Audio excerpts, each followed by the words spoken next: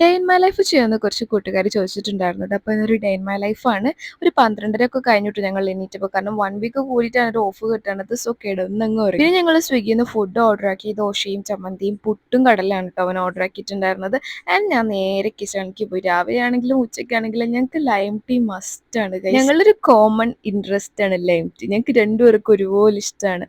And ആ ഒരു time ഇപ്പോൾ ഫുഡൊക്കെ വന്നു. ദെൻ ഫുഡൊക്കെ കഴിച്ചു. പിന്നെ ഞങ്ങൾക്ക് പുറത്തേക്ക് പോകേണ്ട കുറച്ച് ആവശ്യങ്ങളുണ്ടായിരുന്നു. And guys here's my makeup table. ഇവൻ്റെ മേലെ ഇരുന്നിട്ടാണ് ഞാൻ മേക്കപ്പ് ചെയ്യുന്നത്.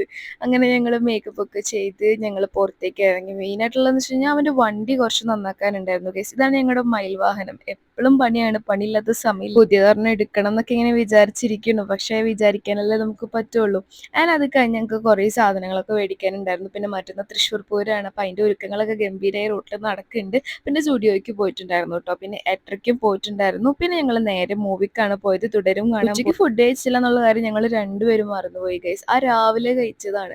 ആൻഡ് ഞങ്ങൾ വീട്ടിൽ വന്നു. വീട്ടിൽ വന്നപ്പോൾ പാതിരാത്രി അവന് സ്ട്രെയിറ്റ് ചെയ്യണമെന്ന് വെച്ചിട്ട് അവൻ ഹെയർ സ്ട്രെയിറ്റ് ചെയ്യാനിരുന്നു. ആ ടൈമിൽ ഞാൻ KFC ഓർഡർ ആക്കിയിട്ടു. അങ്ങനെ ഞങ്ങൾ അതൊക്കെ കഴിച്ച് ഞങ്ങളുടെ ഒരു ഓഫ് ഞങ്ങൾ വെൽ സ്പെൻഡ് എന്ന് പറയാൻ പറ്റില്ല. കാരണം ഒരുപാട് പണിയുണ്ടായിരുന്നു. അപ്പോൾ അത്രേ ഉള്ളൂ. ബൈ.